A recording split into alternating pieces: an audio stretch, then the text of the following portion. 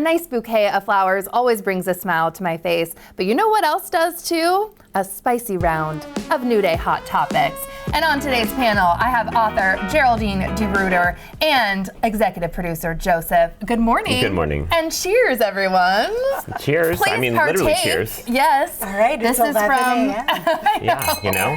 Chateau Ste. Michelle sent us some wine this morning to try and honor their 2025 summer concert series that's coming up. Some big names are coming to in town. James Taylor, Earth, Wind and Fire, Maren Morris, Goo Goo Dolls, and so much more. You guys, what do we think of the wine? And do you love an outdoor concert moment? Geraldine, I want to start with you. Well, I think it's an interesting breakfast wine, first of all. Absolutely. Yeah, it would pair well with pancakes.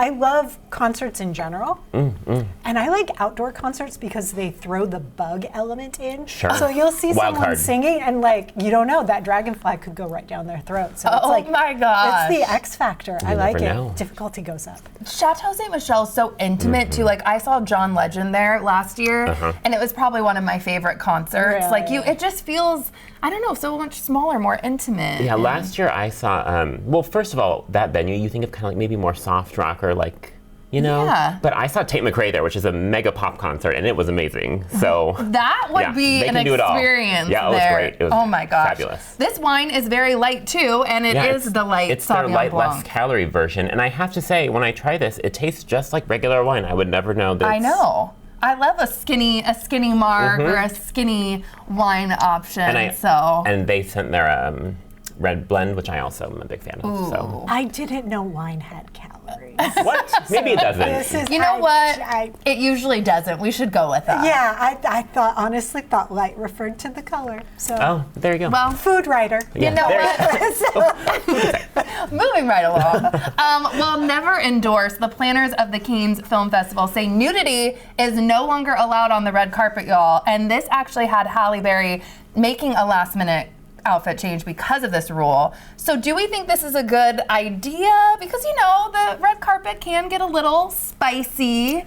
Yeah. But it's art. You know, I think they're not trying, I read their statement, they're not trying to like limit people's artistic expression. It's more just about like French law. They said like no nudity, toning it and down. they also said you can't wear a big train on the carpet anymore Yeah, because and that your volume, impedes like- people like getting to their seat to watch the movie. So it's more, I think, a practical thing than a, I don't know. But what do you think? I mean, I kind of think you should be able to show your can at Cannes. That's really what. You said it. Yeah, I don't know. That's kind of. It needed to be said. Yeah. It needed to be said. So, Yeah, I guess it's just interesting because usually there's no rules. Like you're supposed to just make a huge splash and make people talk, and this changes things, but it could be more PG, Yeah, which is... and you're a fashion girly. I know I've seen like on the Grammy red carpet, the sheer kind of is very trendy right now. It is. I think that actually, the last Grammys is what led to this. Yeah. because it was too much. Well, it was Very spicy. It was all out there, and you know, it is film. It is France. It is very much like artistic. So I get it, and like, you know, I think there's nothing wrong with the human form, but I do think there's a lot of photographers who are like, we're gonna have to edit all of this out to sell these photos. Yep. Yeah, this makes it's more tasteful. The volume with like the dresses was interesting too, but to your point, I guess getting to your seat. Little practical element. They're thinking of practicality this year. I do think it's interesting that all of these restrictions tend to apply to women. Well, So Yeah. I don't know. There's something to explore there, and it does You're say right. that there is a double standard in fashion for what we expect from women on the red carpet versus what men end up wearing. so, Totally. yeah. Completely there's agree. more to unpack there. For Yeah, Yeah. there's a lot. We could do a whole show on that. And speaking of film festivals, too, the 51st Seattle International Film Festival, SIFF, kicks off tonight at the Paramount with a screening of Four Mothers. And Joseph, you're actually going, I know, I've right? never been to opening night. I'm very excited. I love going to the movies. I mean, it's fun, but I'm just excited. Like, Seattle's gonna have a red carpet tonight at SIFF. I What know. are you gonna wear? Oh, well, I think probably I know, like, this. should we Surprise. go back to the nudity talk? I'm just Yeah, kidding. no, please no. No, please no. but yeah, Have you probably ever been to this. SIFF? I haven't been to SIFF. So I cry a lot at independent films. Great. Just because there's usually actors who I've never seen in anything before, so the whole kind of suspension of disbelief is complete. So I'm like, these are real people with real problems, and I sob. So Okay, you want to do it in the comfort of your home, maybe, kinda- instead of on opening night? Publicly I with don't people know. around you. I don't know. Like maybe I should get really messy and go to sit. I think Yeah. you should. Yeah. I'll sit next to you and hold your hand. Will you? I will. All right. I'm a big crier too, which Are you? everyone Okay. also knows. We're gonna And cry if someone together. And I'm cries, not shocking. shocking. Yeah. Something funny, you guys. People are making fun of the streaming service HBO Max for changing their name again. Okay, it's now back to HBO Max, and Morning Brew posted this funny photo showing all of the changes that they've gone through. This is an interesting, from like a branding standpoint. I've been in like the marketing. Yeah, Kelly, what do you think about that? sector. That's like how 1, 2, 3, 4, like 6 changes? I know. changes? At least it's not like fully changing like the font and like inset, but the colors, it bothers me. Yeah. Like I like consistency.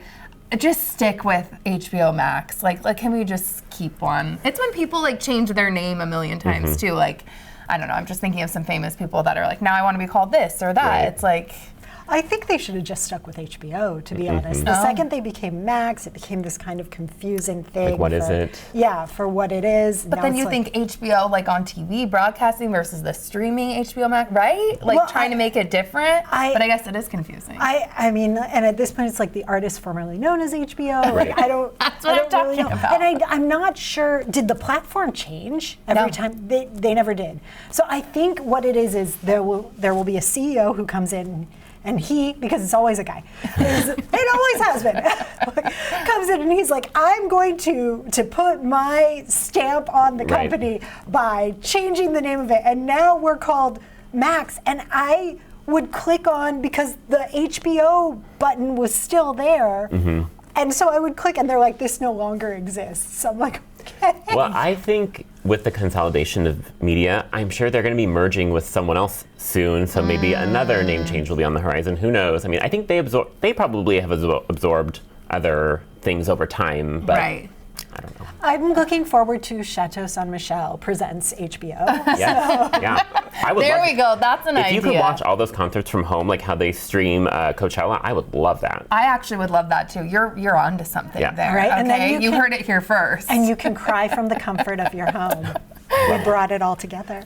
you can also cry if Oh, you're boy. really scared about like the big one happening, which I am. yeah. On this one, okay, scientists believe an underwater volcano 300 miles off the coast of Oregon is getting ready to erupt. It's deep underwater, so it's not supposed to pose a threat to humans. But would you guys be prepared for something like this? Like, are you one of those people that hoards like some items down in like your basement to be prepared for like, because they keep talking about the big one. I grew up here, the big one's gonna happen, like Yeah. the earthquake, like, I don't know. I have a bunch of water in my closet downstairs, but like bottled water. Yeah, but I don't have enough food. I don't have shoes, like extra shoes, like set for this. So I need to get more prepared. I know. What about you? Is this like your Roman Empire? Are you thinking about this? All the time. Like we are? So there was an article that came out a couple years ago in the New Yorker, and it was called The Big One. And it was basically about what is going to happen to the Pacific Northwest when the big one happens. And it terrified everybody when it came out.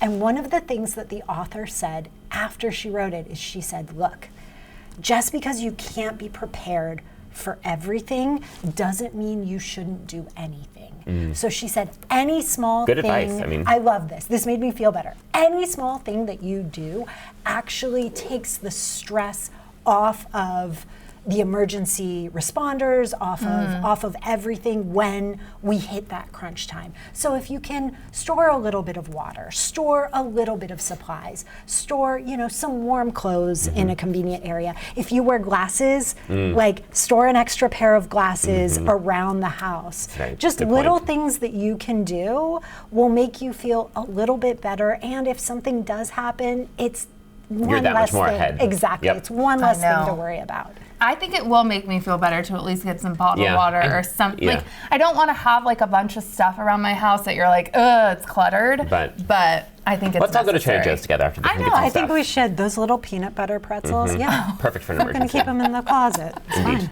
Now we have books because Geraldine, your latest book is a bestseller, came out in paperback. tell me about it and what has all happened since your first book. Yeah, so If You Can't Take the Heat is my most recent book. So it was in the wake of me writing an article that went viral in the end of 2018, and it ended up winning a James Beard Award. And the article was about the Me Too movement in the culinary industry and kind of, the intersection of feminism and the food world. And from there I realized, you know what, there's a lot to write about here, there's a lot to talk about. Let's see if I can get a whole book from this concept, and I very easily did. So it is about our complex societal relationship with food. It's about how, women do most of the cooking at home, but most professional chefs are men. It's about, Which is wild when you think about that. It's really wild. Yeah, it's about, how food culture can be really toxic. It's about how, we have all these concepts of like wellness, but what we're really talking about is diet, and how that can be really difficult, and how it can disproportionately affect women, and a lot of times it can affect young women. And it's about, loving yourself, loving your body, loving food, and coming to a kind of good and peaceful place with all of this. And I tried to make it funny, so, And you are funny, so I'm sure it is. Yeah. Thank you, I try. So doing all of that and, backwards while wearing heels. There you go. And you read her first book, And I right? just also have to give a plug to Geraldine's first book, All Over the Place. Oh, It's a lovely story. Thank you. And not to give it all away, but Geraldine did have a brain tumor, which is I did. a big deal. And it's all documented here. It's a lovely little read. So I would say check this one out too. Oh my gosh. Well, we love all that. And this next one, I guess, topic is about what you would be doing if you weren't an author, which I know you love writing. A former NHL player, Sean Avery, has announced he's writing a hockey romance novel. Why not? And this got us talking. If we had alternate careers, what would we be doing? So I've had a little time to think about this when we posed this question, when I saw this. I think I would do something in fashion, so fashion buyer, or I love horses, and I think like a horse trainer, or dream big, go to the Olympics as a hunter jumper. That would be mine. Oh, okay. Joseph? I would love to be an urban planner. That tracks. Very Wow. 'cause as a producer, I'm planning this show, but I have a lot of interest in urban issues, and I think I would really do well with that. So my maybe in gosh. another life, who knows? Who knows? There's still time. Chapter 2 of your life, there is. Geraldine, Very have you cool. thought about this? I have a little bit. So I think I would love to have a bakery. Oh. Cute. I think that would be amazing. I love to bake. And the other job I think I would love to have is museum docent, but I would I'd love to lie to people. So just not prepare and just make things up about the artwork to amuse myself. So I'd probably get fired right away. I would not be good at my fake job, is what I'm What's your saying. favorite thing to bake? Oh gosh, I'm a traditionalist, so I like to go with like whatever classic thing. So like chocolate chip cookies, like a really good But just do it layered really well. chocolate cake. But one of my favorite things to do is ask people what their favorite dessert is, and then surprise them with it. Oh my gosh. Well, I don't even tiramisu, know. just so you know. Okay. Yeah. So not only do I make a really good tiramisu, I make the sponge from scratch. Oh my gosh, So- you know Lady You need Fingers to for you. open You're just the bakery okay. stat. Wow. Now for something completely random, Sure. you guys. I was taking a hot girl walk, as I do, and a crow As you do. actually attacked me in the head. And then Joseph said this has actually happened to him before. Last summer, I live in Beacon Hill. A lot of crows. One dove at me also on my walk. Like, is this a bad omen? Does this happen a lot? Have you heard of this? So it is fledgling season. Okay, so pushes up her glasses, gets into weird crow knowledge. It's Please. it's fledgling season right now. Okay. So that means that all the little baby crows are out, and sometimes they fall out of the nest. And if they do, the crows will go bonkers. Yeah. Okay. And they will follow you, and they will dive bomb you. And if someone has attacked or gotten too close to a nest, they will continue to do that even if you are not the person makes sense. who has done that. Now, to my husband's dismay, for the last couple of months or maybe years, I have been feeding the crows and gaining their allegiance in my neighborhood. It's all part of your plan. Yes, it is my plan to build a crow army and become a crazy crow lady in my neighborhood. So if you carry shelled peanuts in the shell with you as you are going on these walks, as you do, just drop them and then walk away, and the crows will go for them. And then slowly the crows will come to see you as one of their own. Wait, and they will not die from you. No, because people have told me crows remember faces. They're very intelligent. They hold grudges. And I was like, yes. And I'm like, I'd have never done anything. Maybe you accidentally walked by a nest and didn't realize it. Because there were trees around, so that might have happened. And there was a guy like walking towards me with his dog. And you know how you want to like smile and get like ready to be like, oh, hey, how are you? And then this happened. And I'm like, I couldn't even make eye contact with him after. Because I'm like, I don't know what happened. I'm like running away, screaming and trying to check to make sure my head isn't bleeding, and then it was like, what is happening? So thank you. Yeah, carry peanuts with you, and bonus, if there is an underwater volcano or an earthquake, you're ready with a snack. So solves all your problems. Okay. Well, this next one might also solve all of our problems. There's a luxury sleep brand coming to Bellevue. This is bonkers. Hamptons. Their mattresses can cost more than $600,000. It's apparently made too by horse tail hair. I can't even fathom this. Like, I'm like, what? But it is actually opening in downtown Bellevue. This is a real thing. They have a mid-level mattress we were talking about that's around $300,000. Oh, thank God. Sure, thank God. Much but more the top tier is over $600,000 allegedly. I have trouble sleeping sometimes, but would I? I mean, I can't even say would I, because I would never have this amount of money in my life. It's like a mortgage on a house. Yeah, you could buy a place for that. Well, that calls for some wine? There's late stage capitalism for you. I don't know. Maybe are they sending out any demo mattresses? Maybe they could send one and we could, see what it's like. Yes, we could have a little section of the New Day studio. I do headlines now from over there. From the mattress. You know what? I'm going to put something out there. I will say, if anyone is considering getting one of these mattresses, the three of us can get you a perfectly good mattress for half that. Yeah. So just send the money this way. It's gonna have IKEA packaging. Ignore that. Look past that. But it's gonna cost half that. So just or Craigslist. When people, I would never do that. You want to talk about that? Would you use like a used mattress from someone? No. On Craigslist. Hard no. Unless it's a family member who's like, this was in our guest room, we never used it. And that's like the only caveat, I think. Yeah. And even then, I'd be like, I know. Couches, I would pretend, but even that. Anyways, I'm getting ahead of myself. Yeah. Our last topic that I want to get to. Seattle is getting a new area code next month, 564. How are we feeling about this? Because I really take pride. I'm a 425 girly, born and raised in like Kirkland, Bellevue area. I would be sad if all of a sudden they were like, hey, we ran out of numbers. You need to switch to 564. Well, I think you have to switch. It's like for new people getting. Okay, well then fine. I'm in the clear. Then I don't care. But still, like maybe if you ever had to get a new phone number for some reason, then you wouldn't be able to get one. No, I just don't want to. Are you like attached at all to your area code, or some people don't care at all? I didn't think I was until this topic came up, and then I was like 206 till I die. Yeah. New fear unlocked today. Exactly. So I do have a terrible solution, which is apparently you can just make existing phone numbers longer. Because the issue is that we're running out of